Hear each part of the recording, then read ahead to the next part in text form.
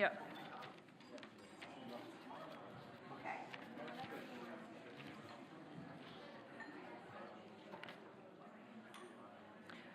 I haven't double-checked that I pronounced your name correctly, but I'll practice. Okay, good. Okay.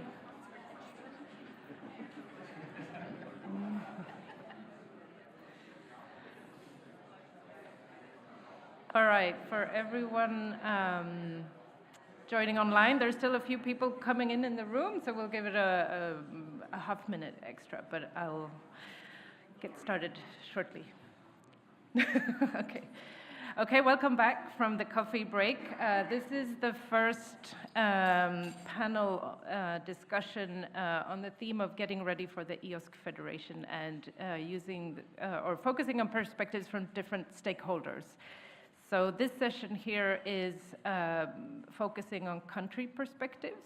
And just to remind you, especially those of you who are joining online, the Slido is set up for you to ask questions, and we'll be monitoring them and trying to include your questions during the panel. So let's start by introducing this panel here. So I'm Sumitra Velupillai. I'm from the Swedish Research Council in Sweden. We are both supporting the ministry in the steering board and also members of the association and also a mandated organization and have been involved for a while. So in the panel here, we have Ludek Matiska from the Czech Republic. We have Annika Glauner from ETH Zurich and the Swiss National Supercomputing Center, Switzerland. And we have Ron Augustus from SURF, the Netherlands. And then last but not least, Jörg Survetter from NFDI and Germany, host country.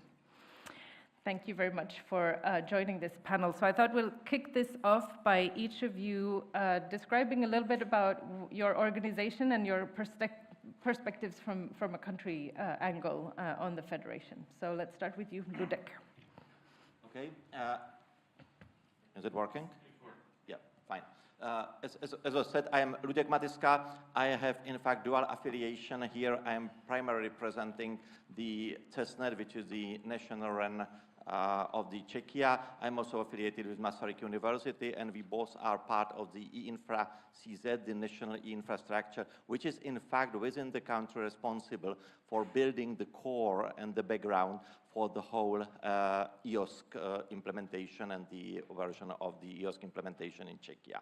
I am the principal investigator of the core project, which is called National Research Platform, National Repository Platform for Research Data, which is funded approximately 50 million euros till 2028, which is aiming to create the baseline for the EOSC environment within the country, providing the storage, the capacity, and also services across that to prepare the background for the next project, which is just within the country under preparation, which will focus on repositories and data.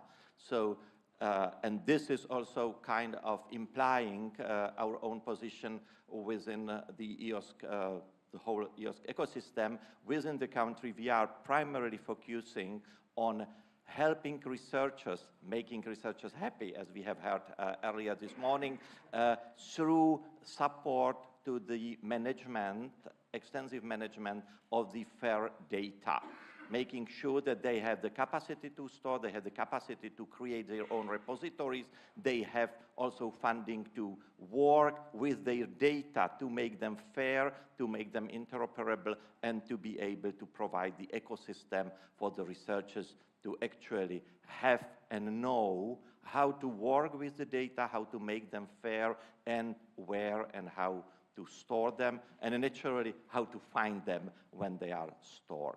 So probably this is, say, input from me on the position of the country for the EOSC implementation.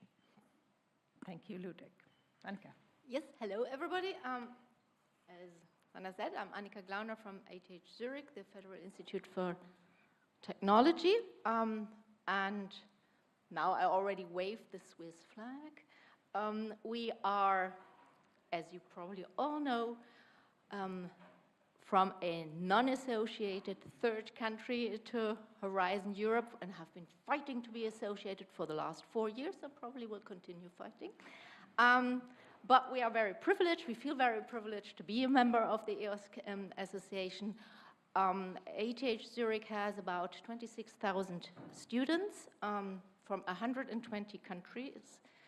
So we have 4 national languages, and taking English one is our 5th. So we consider ourselves as extremely international. And also, I'm here also to represent the Swiss National Supercomputing Center, which is affiliated to ETH Zurich. It's a high-performance computing systems, developing and running it and operating it for the Swiss researchers, processing, analyzing, and storing big data for research. ETH Zurich is the mandated organization in Switzerland, and as such, luckily, we are not the biggest country. We have 8 million inhabitants, out of which, as indicated before, 1/4 is actually non-Swiss. So as such, I think I stop here and continue. Thanks, Annika. Everyone, go ahead. Yes, my name is Ron Augustus. I'm the chairman of the board at SURF. SURF is the Dutch NREN. We provide services for researchers in higher education in HPC, networking, but also open science and education. And we're not only providing services, we're also looking on how to connect between higher education and internationally, and provide an association role there. And finally, we want to drive innovation in new projects. Yeah. Hi, I'm Jörg Surefetter. I'm the director of NFDI and at the same time professor at the Karlsruhe Institute of Technology. And as such, I'm a researcher. So I contribute to make myself happy, which is pretty cool, I think, right? So NFDI is a large German initiative, which is like it's a bottom-up initiative. So the idea is really to stand with both feet into the scientific disciplines. And we do that by having 26 different disciplines represented as so-called NFDI consortia within the NFDI. And they bring in their perspectives, but also they bring in their services and their research questions, you could say, which then hopefully can be better resolved with the infrastructure that we provide. So by that, we try to come up with an approach to build something up which gets more and more complex, right, and more abstract. But we don't want to lose really the ground in the scientific areas. And I think this is one thing we can also contribute here to EOSC. Well, thanks very much. Already we hear the microphone is moving nicely. That's good. I mean, we heard this morning the launch of the EU Node now, and there is also the build-up phase within the Federation. So what are your key takeaways from this morning, and using your country hats, what can you bring home after having heard this morning? Ludek, do you want to start? I must admit that it's not the first time I have been hearing it, so it's not what's so wow impression. But I have a dual takeaway. The first is that yes, we are now in the moment when we are actually within the EOSC starting to build something which is more tangible, not only the ideas, not only the demos, but something which will become really tangible. So this is, for me, very important. The other thing is that we are clearly at the beginning, which means that we don't yet know how the Federation will actually open and how it will set up. However, at least my implicit impression was that there is kind of an implicit agreement that the Federation should be kept open, that it should not be a closed club of just some selected part, but that it has to be open-ended. And these two things are, for me, the major message from the, say, EOSC node launch. Yeah, so I continue. I think the main message, or I completely agree with what you said, but also what I thought was great, that it shows how top-down and bottom-up things are. And it's a great opportunity now for all of us. And even I'm glad that Peter actually said, we don't open it before later, because otherwise this room would be completely empty. So I'm quite glad that you all need to wait until lunchtime. And that the expectation, Volker, you asked the questions, what are the expectations on a national level? It's open, and it's up to us. And it's kind of the dream of every researcher, the dream of everybody, that you have a kind of a blank piece of paper where you can start and experiment and finding your way. And we are on the same level, and I think this is really great. There are no ways how we can do it wrongly. And then regarding yesterday, what was it? Align, accelerate, act. Well, that's now up to us, and I think that's great. Yeah, my takeaways would be that first, we're entering a new phase with EOSC, and so we really feel this. So it's a new era in that sense. We talked a lot, and now we're starting to act a little bit more. And this is an important step for me. And a second is where you're looking at forming national nodes, how to form that. We're not alone in that sense. We have an EU node as well to look at, see how they have done things. Perhaps we can learn from that and share what's working, what's not working from a local perspective. Yeah, thank you. I also had the pleasure to join the presentation of the EOSC EU node, which was given a couple days before. And first impression was like, okay, it's working. They got enough money, so it should be working. It's basic functionalities there. But then I stopped thinking and said, okay, lean back a little bit, think about what is happening right now. Because what you see now is what was promised. And for some time, I couldn't believe that we will be managing to get this on the ground. What is this? It is about data sovereignty. It is about running the whole thing of provisioning of services, of things like data storage and cloud computing and virtual machines, and granting access in a distributed manner to a large group of people distributed in whole Europe. And this so far has been a privilege to large companies, who then leveraged, of course, the advantage that they got from granting access to their facilities. And now for the first time, I saw something where people promised, okay, but this is now delivering it. So I'm really looking forward to exploring it, trying it out, and get it into practice. I'm pretty sure many technical questions need to be resolved, also organizational, not to speak of financial. However, I think this progress that we see now, having a prototype, being able to play with it around, interact with it, bring service into it, that is an important phase which we should explicitly use really to test it, to try it, and then be able to enter the next stage to scale up. Because this will be a second challenge, of course, but one step after each other. Yep, well, thanks very much. We have one question online, shall we? More than one. More than one, So, okay. Sarah, please. start with the first one. What are you doing in your country to prepare for the EOSC Federation? Do you have recommendations for other countries? Who wants to start? Yeah. Jörg? Yep. Let's change round. Also, I like talking, so.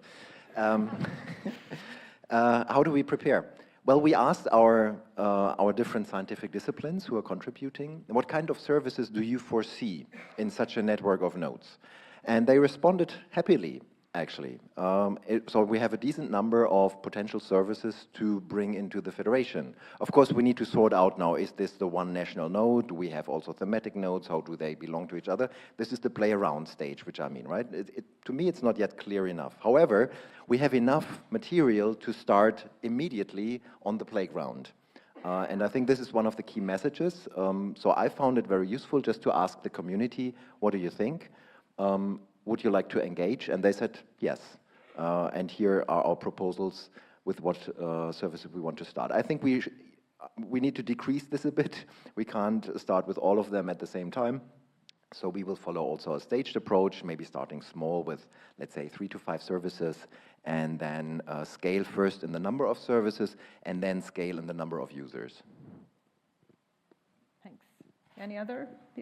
Yeah, sure. From a Dutch perspective, looking on one of the things that helped us to get started up was first from a ministry level to have a commitment towards open science, stating open science should be the norm. This helps in setting direction. Secondly, we formed a steering group on a board of directors level of not only service providers, but especially also research performing organizations, and also organizations that help in, say, the human capability on digital competence centers, both local and thematic, to get them together and say, how could we act together? Because if you're embarking on a journey that is uncertain in what you're going to deliver, one thing you really need that is trusting each other. Because if the key element is giving up a little bit of your own autonomy to gain more autonomy as a whole, you really have to trust each other and say, hey, this could work. And so we're spending a lot of time on that. And I think I'll leave it at that for now. Thanks. Danica. Yeah, following up on that, so we are a small country. So on one hand, we have a very good relationship also with our ministry. So from a ministry point of view, they said, well, let's figure out what a national node is. If you have an answer, give it to me. But also getting us together, getting the stakeholders together and say, okay, let's figure it out together. That's happening on a national level, while on the other hand, and I'm flagging again, we decided from a mandated organization's point of view to say, well, we don't need to reinvent the wheel. There are countries which are much further ahead than we are. We are ready to learn, so we decided to kind of have an expert exchange group set up really within EOSC, saying, let's see where you are, how did you go along with that, who did you involve your ministries, how strongly are they involved, and so on and so forth. Now, I'm promising you the world, we haven't even kicked it off. So this whole thing will be kicked off on the 31st of October, so stay tuned and check actually the mandated organization site within the EOSC forum. There you will be updated. Thanks. If I can just add on these things, what our approach was very similar to, or to a high extent similar to what Jörg said. We, in fact, already 3 years ago, before any notion about the EOSC node, we started to somehow activate the scientific community within the country.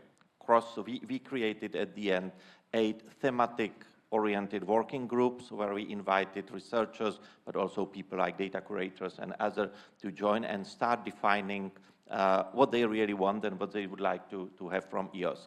And what helped, it was not the official strategy, but the commitment at the ministerial level that when and if we come to an, say, reasonable agreement what we want, they will have a reasonable amount of money till 28 available for funding.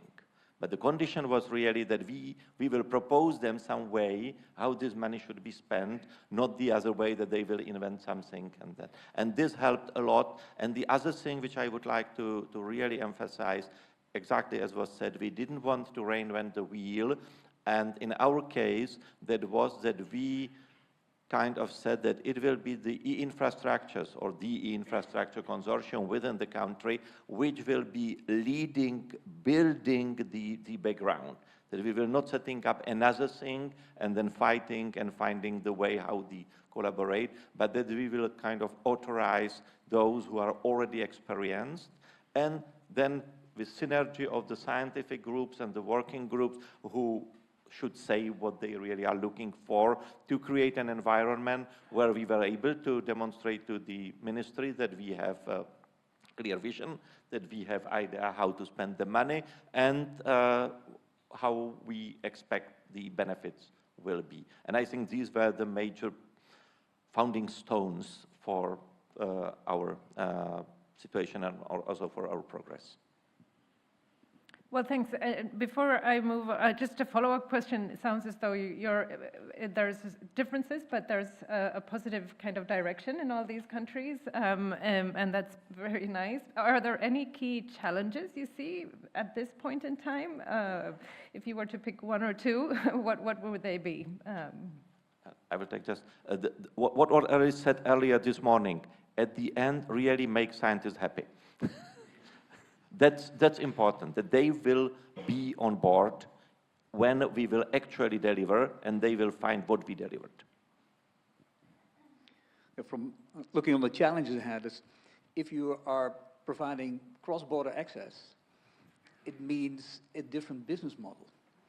And discussing that takes some time. How will that work?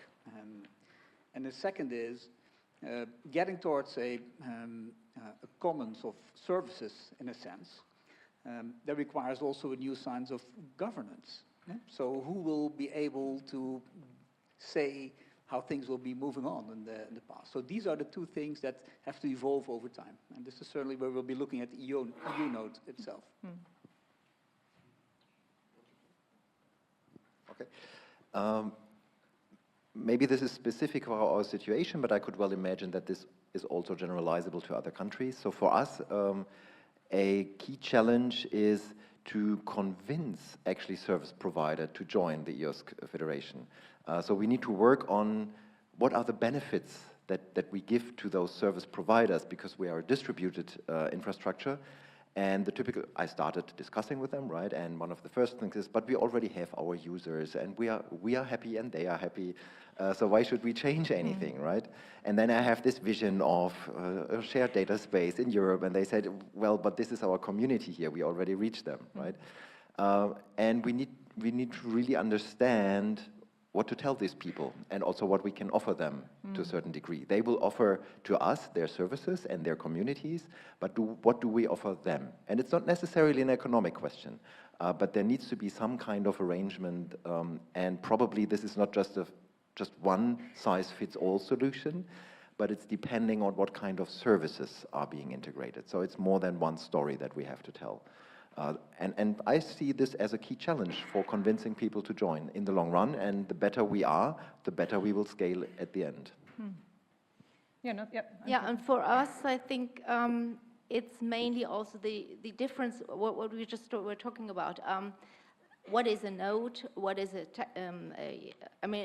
thematic node, everybody clearly has a clear understanding what that is. But a national node or an institutional node, what are our tasks?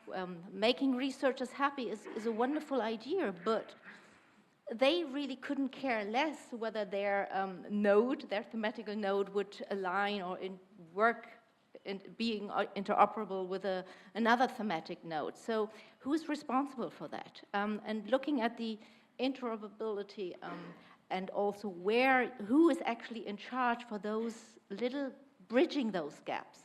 I think that is the biggest challenge at the moment, and also that we do speak the same language, but are we talking about the same things? And sometimes it's clear, and then you realize, no, you have a completely different understanding of what we think we are talking about. That's the biggest challenge for us. Well, thanks. I think, are there any questions in the room before I open up for the online participants? There's one in the back.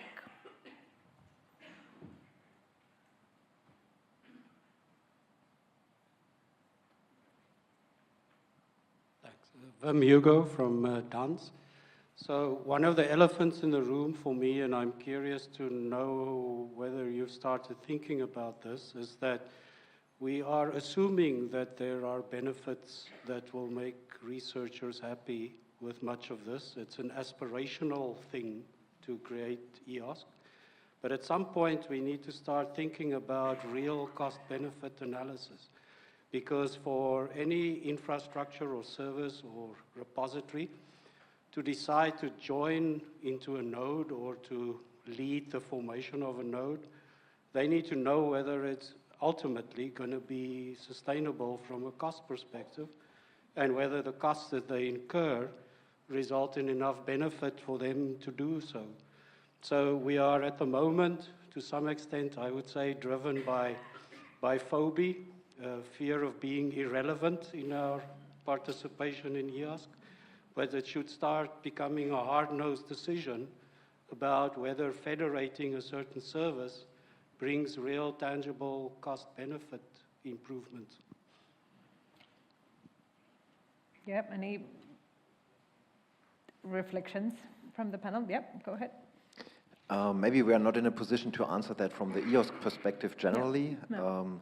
However, I can say that in Germany we try now, or we are in the middle of defining how the long-term funding should be for these services. And this is an endeavor in itself, one has to say, because there are so many stakeholders, including research, including infrastructure, but including politics as well. And it's an intense discussion. I can only recommend, if you didn't start this discussion as of now in your country, better start, because this takes time. We have a time window of about 1.5 to 2 years to come up with a proposal on how to succeed in 2029. And it seems just going right and realistic. So if you have less time, it's much more unrealistic to have something which includes all perspectives, because this is the important thing. It needs to include the end user perspective, make researchers happy. It needs to include the infrastructure perspective. We need to run this for a certain amount of time, for a given amount of budget. But also it needs to include politics, because they have to make the right decisions and provide the funding that is capable of providing this infrastructure or supporting this infrastructure. So this would be my suggestion. Think about it to start if you haven't started yet. Yeah, and yeah, just to also reiterate, so we're here not speaking for EOSC as a whole. This is all country perspective and lots of different perspectives. And before I give the word to you, Ron, I just wanted to ask Jörg a follow-up on the stakeholder groupings that are key for this discussion. Where are the RPOs, would you say? Are they kind of implicit through infrastructure, or are they a unit in themselves that are important too here? I mean, universities and institutions like that. Just a question. It's an excellent question. So in Germany, we have a very strong scientific system in the sense that we have universities, but also we have large extra university research performing organizations such as Helmholtz, Max Planck, Leibniz, Fraunhofer. So I named the biggest ones.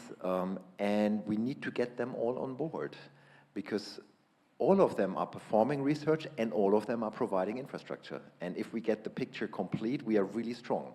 If we miss one of the partners, we won't be strong. Of course, they have different governance structures. So some of them are more top-down. Some universities are like the university jungle. So I'm from the university jungle. I know exactly what I'm talking about.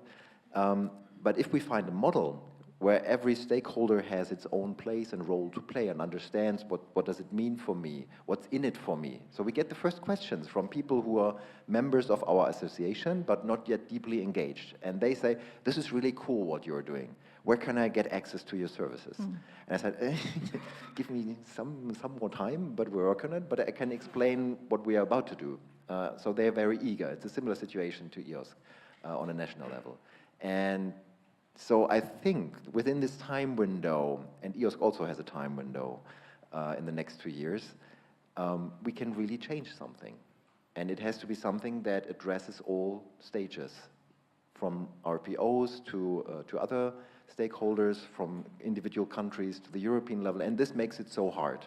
This is why we talk so much, but we need to do it. Yeah, thanks. Ron, did you have something before some reflections? Yeah, sure. On the question on data sets and what is your, let's say, perspective in the new setup, this is for 3 dimensions. It's on data sets. So who will be providing what, and what does it mean if you're offering data sets cross-country?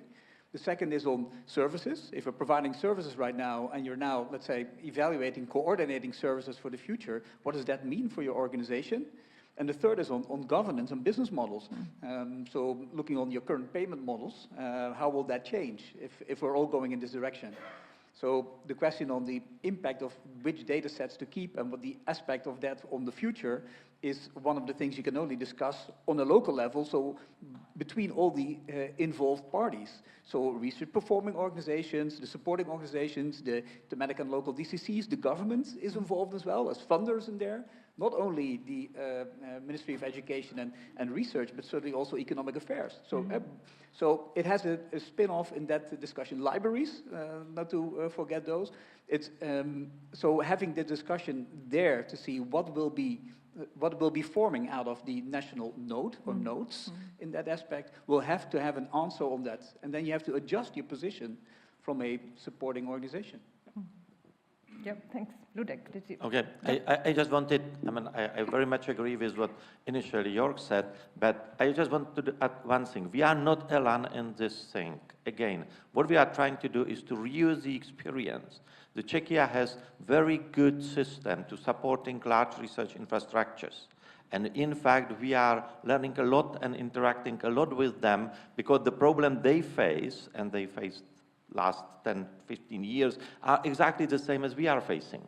So reinventing the wheel doesn't make sense for me and for our environment. We are in fact trying to align these things and showing that what we are trying to achieve with EOSC is just from one point, or not only one point of view, just an expansion of what they did already and what they are doing already, so that we have a common ground. We already have, at least to some extent, some common vocabulary, and we have now to cross the borders between the research infrastructures and help them to look at the whole system from even the higher perspective than just their own. But the questions like what to select, how long to save, these are questions which were already, at least within some of these large research infrastructures, posed and to some extent answered.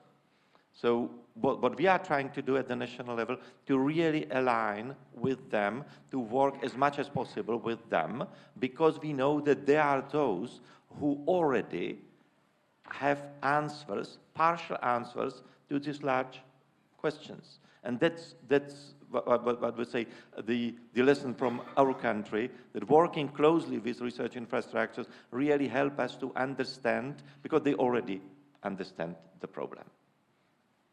Thank you. Yep. Yeah, and coming back to the original questions, like the elephant in the room, it's another gap that needs to be bridged, and we all need to bridge it on a national level, of course, but it also means, for us at least, the way research infrastructures are financed, and here I can only speak from Switzerland, from the Swiss point of view, it needs a rethinking now.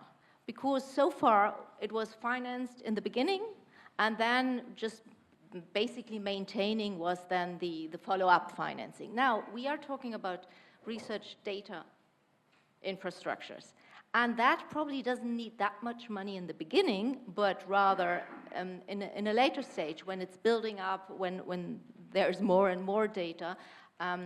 And where does it need to be stored? Who is responsible for that? Who is paying for the services in the end? So in a way, this bridging that gap on a national level, this is, yeah, well, as you said, it needs there a specific time frame, and we need to do it basically now in order to be ready for FP10, whether there will be an FP10. So there's a question in the room, and then we'll do some online questions. Yes. Hello, thank you for the talk. It's Paul Butler from Springer Nature here. This is to each of your nations. What does a successful landscape look like to you in 5 years' time? And what metrics are in place to judge this success?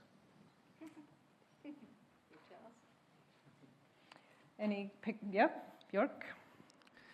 Yeah, glad to see that also Springer is here. Maybe we can talk during the coffee break. What is a successful landscape? Well, a successful landscape for me is if we have established a first round of productive nodes on the European level that showed how to integrate different kind of services and demonstrated that researchers of the different communities addressed are happy. So much for the simple story, right?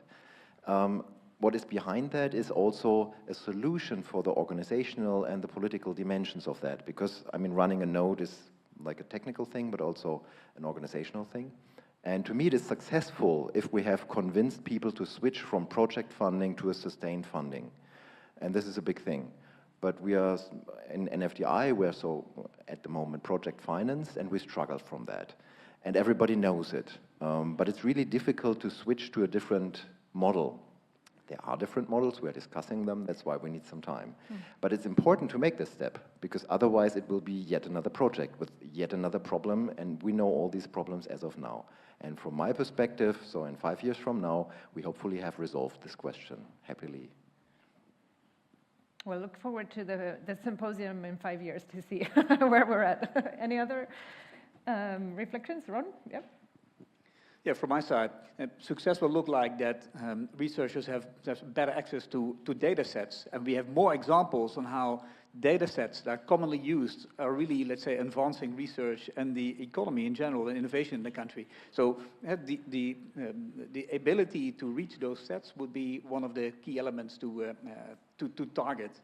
And the second thing would be, if we are able to provide researchers, let's say even before they start their research, on how to make your data management plan, to be clear on how to help them even before research starts, during the research, and how to curate data and have the services for that, and make sure that you don't have to find it out yourself, but you can pick from what's already there, and also after research, on publications, for example, in that sense, be able to provide more open science publications in that sense, in good cooperation with the publishers in that sense. So being, in that sense, provide more services, more data sets, and more publications to be used.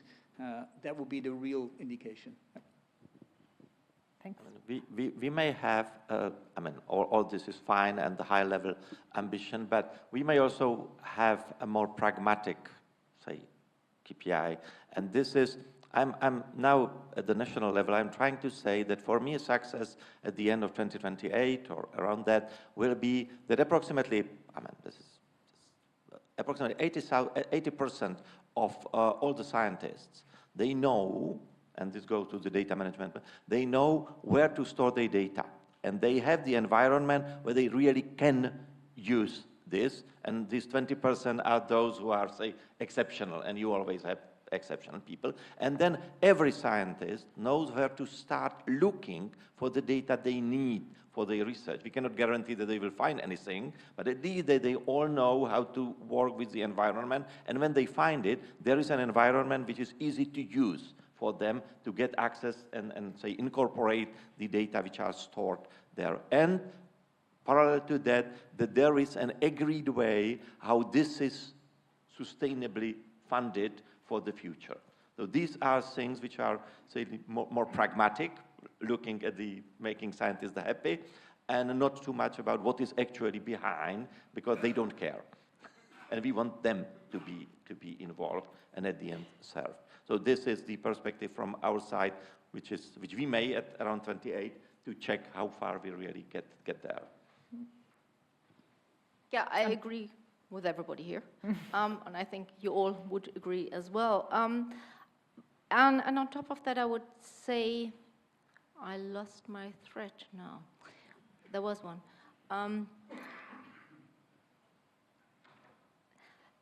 What I wanted to say is really to make sure, I think that is what then makes everybody happy, is that it actually also works across, not only within EOSC, but that you actually also have then the transition to other frameworks, wherever they are, to go beyond the EU, to really be globally interoperable, and that it actually, that trust is not just a wonderful word we are using on a daily basis, but that it actually is working, and that it aligns with this data and AI sovereignty and AI Federation then in the end.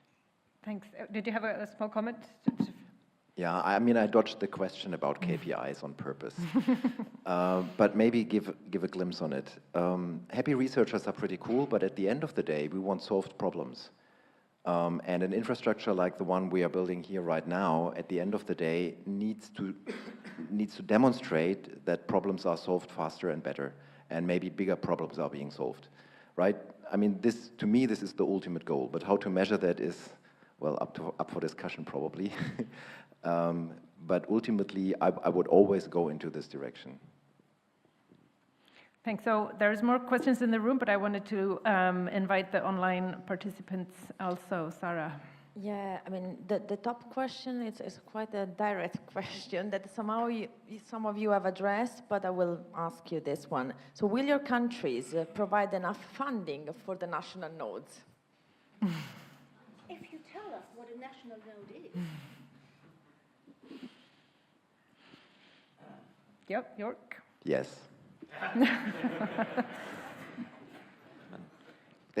There's no option. Yes, provided that we codifine what the national node is. Yep, any other? I mean, Yep. of course, the answer has to be yes, because otherwise, why are we here? It's just the way, as I said earlier, you need to have different financing structures. You have to rethink it. And we all have been there with in other situations. There won't be more money. We just have to redistribute it somehow. Ron, did you have? Yep. Yes, so in that sense, money coming will help getting things started up. But we're all under pressure on country levels, on spending on research, certainly in the Netherlands. So it means that we have to refocus on what priorities to set and maintain the dedication that we have, despite perhaps money shortages on the short term, to commit together to move forward and perhaps have some lower ambitions if it's not funded all. But maintain the direction and the momentum that we have. For me, that's very important. Thanks. So, question from the room. Yes, Ivan Janmaat from SURF. I would like to sharpen the question from Wim Hugo from Dons a little bit about the big elephant in the room. But I already heard here also Forum say that it's about redistribution of money, because budgets they have normally a limit. Unless you say there's no limit at all for research, but there is a limit. So I think some redistribution of funding will happen in the future. And my neighbor said, if it's really successful in 5 years' time, how will that redistribution look like? So will there be a percentage going to this European development and maybe less funding to the national development of the research infrastructure? How will that evolve in the next 5 years?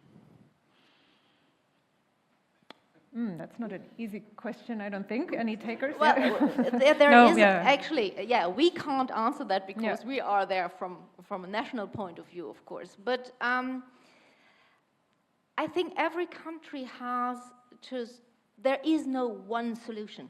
And it's within the countries, it needs to be resolved. There are bigger countries, there are smaller countries, and research continues to be international. So there are different models, and we all need to figure out what will work for us in our countries. I mean, it's not a question for us, definitely not for me, but on the other hand, we are now working on a model for beyond 28 to actually, and we promise to publish some documents for the national discussion with national stakeholders in the next year to actually have tangible basis for the discussion on how to do this. On the other hand, when you are speaking about the distribution between national and international, I am, regardless of all the weaknesses, I still think that the basis is at the national level. I would like to see, say, slight increase at the international, at the EU level, but on the other hand, we always have to think about the balance, how to make sure that we are at the national level also in control on what is happening, and to make sure that it is really happening in a way, like I said, the co-design of the node, that it is tailored to the needs of the country. And with just too much EU funding on this level, I am afraid that this is not a solvable solution, that it doesn't have a solvable solution. So you have to have reasonable national funding to get this, and then to agree, and this is about the trust, which was already mentioned, to agree that we may delegate a little bit of our own sovereignty to the European sovereignty, because at the whole there will be benefits, so that we are aligning what we do with them, but we also have to be strong enough to influence where we are together going. So that's all what I can say about this split, but no numbers. Maybe one more thing, because we have been talking about this the last 24 hours quite a lot. There is always this reference to AI. And in a way, there is apparently a lot of money in that area. So in a way, it needs to be leveraged on that level as well. And of course, we can't compete with the industry, but we have to collaborate with the industry. Thanks. Any questions from the room? There is one here. Yeah.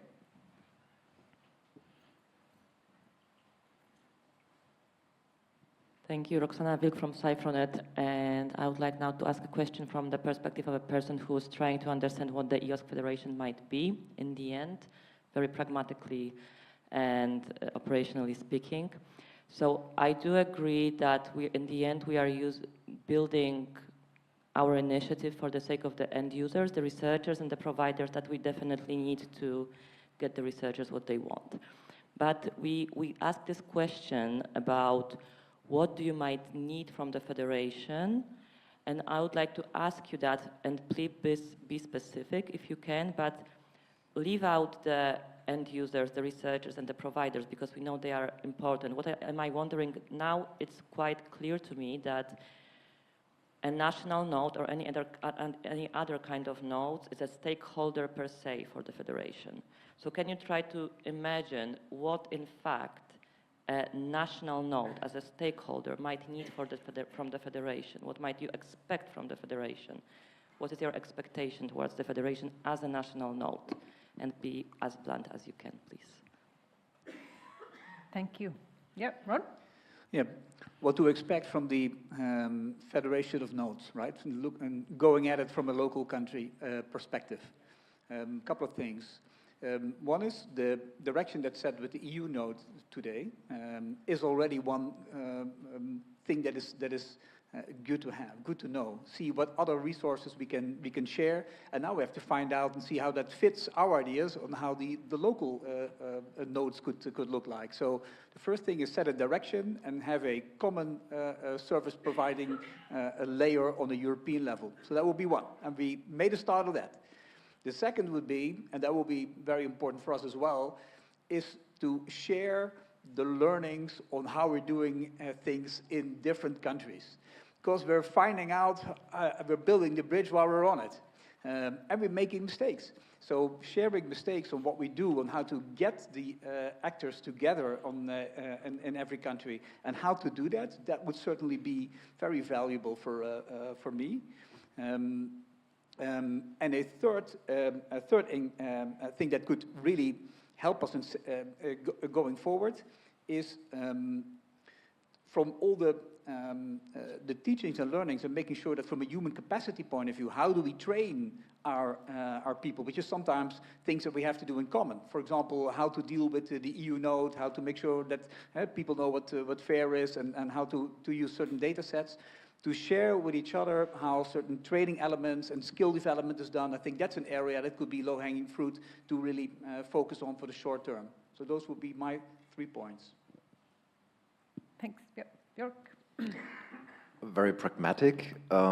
With whom do we have a contract at the end? So we were being asked, will you have a legal entity? And of course I said yes, but we need to find out which one, and so on. But this is a bilateral thing, right? So we need also from the Federation of Nodes, we need exactly to know this. With whom are we contracting, for example? And what are the SLAs and all that stuff? So really boil it down to the level where you can execute it, where you can make contracts, and then know exactly what this whole federation means legally to me. This is a question I don't want to ask too early, but over time I will start asking this question to understand the risks and to mitigate the risks, so do all the necessary things to have a successful operation. And I think this is what we really need to find out in a bilateral manner, because I'm not sure if this has been done on this scale before in research. So this is, to a certain degree, it's new terrain for us. So we definitely benefit from having this sharing culture, and this is exactly what I also just recommended in a coffee breaks speak. If you start talking to the potential candidate EOSC nodes, please also let them talk to each other to have this exchange. I think this is one of the nicest things we can have in the near future. Yep. Any other? Yeah, Ludek. I will just strengthen what Jörg said, that one thing which would be very good is to have a clear fora where those who are the active pushing, like these EOSC national nodes or the potential, can really work together, not only to be governed by someone and then getting a feedback, but really working together and finding the way where we want to move forward.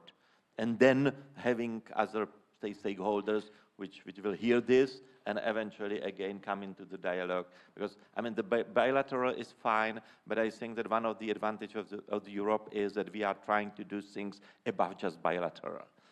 But for them we need a fora, we need a trust among ourselves, and we need a clear way.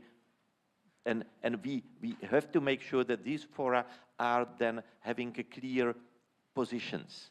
Because if everything is fuzzy, then yes, we can do whatever we want, nothing can be wrong, but then we have nothing in common at the end. Perhaps one quick one, and then there's another question. Yep. From what we would want also from an EOS perspective is looking on the interoperability framework. So how to connect, if we so we're all speaking different languages, but we still want to work together, we have to sometimes make decisions on standards. And that could be an area where, well, somebody needs to decide somewhere how we're going to move forward. So that could be an important role going forward too. Yeah, thank you. So there's a question in the back. Yes, thank you. I'm Carol Goebel from the UK, which has been let back in for this, and also from Elixir, the thematic research infrastructure for life science data. And I want to go back to the making researchers happy. So typically researchers still work in thematic areas. And we've heard a lot about national activities here. So nationally, I may use in the UK cross-cutting resources, but I will work with thematic resources, with thematic providers of thematic services. So how does this cut across? Because if I'm working thematically, I'm working across national nodes. I don't work in just the UK for my biosciences. So can you have some comments about how we square the circle of thematic nodes and national nodes in the Federation? Well, again, I guess we can only answer from a national perspective here, but maybe there are a few reflections. Yeah, Jörg? Yeah, I'm happy to go first. This is the thing we need to clarify. I don't have an answer yet, frankly spoken, right? But my approach, please don't tell anyone, yeah, okay. Start simple. What is the most simple thing? Well, we are a mandated organization. It's our duty to clarify that stuff. So I just propose to be a candidate national node, to understand what is a node. At the same time, we have Elixir, Nomad, we have platforms that are thematic, and easily you could imagine having them as a thematic node.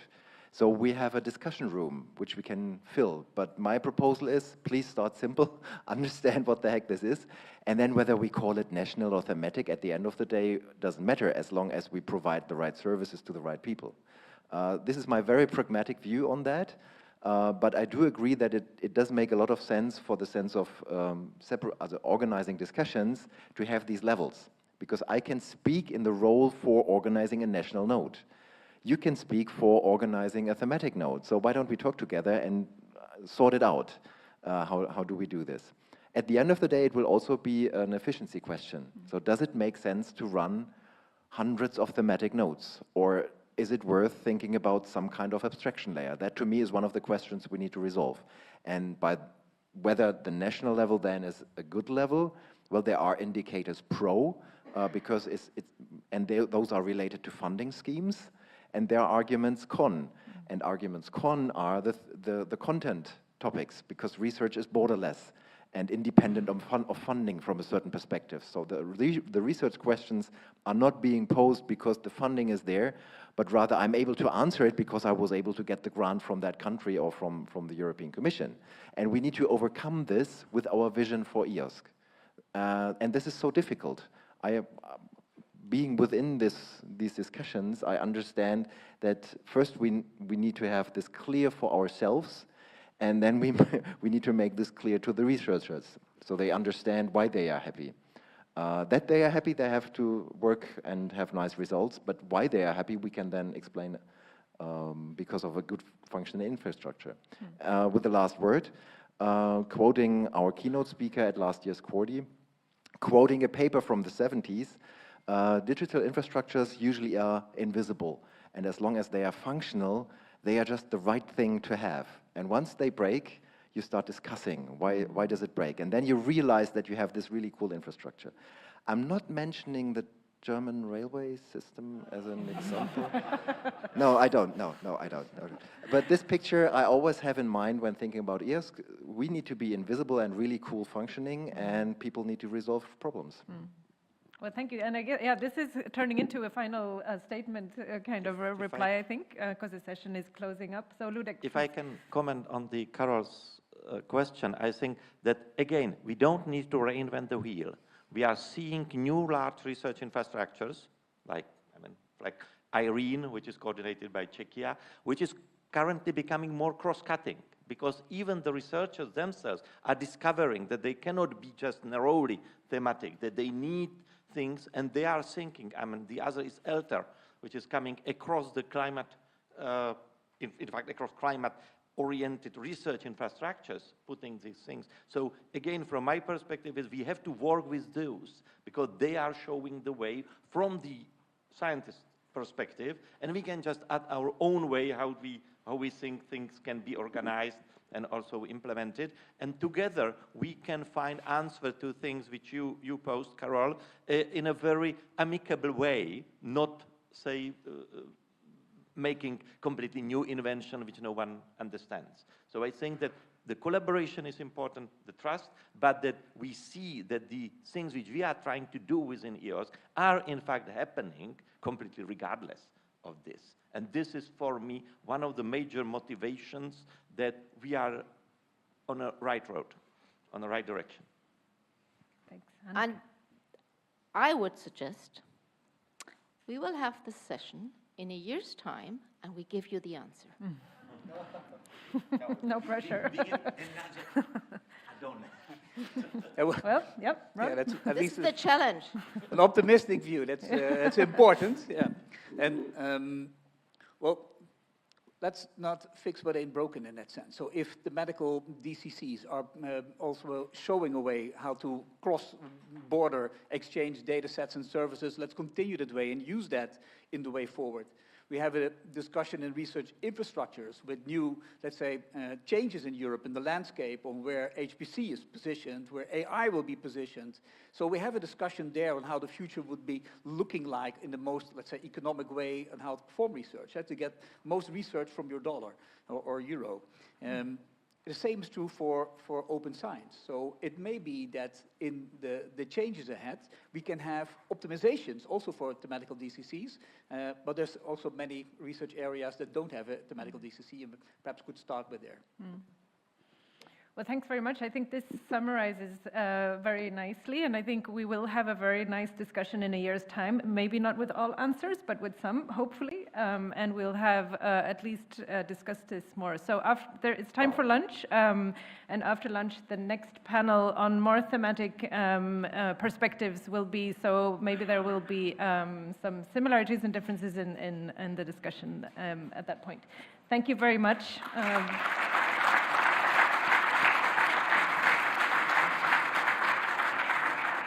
And enjoy lunch. Thank you.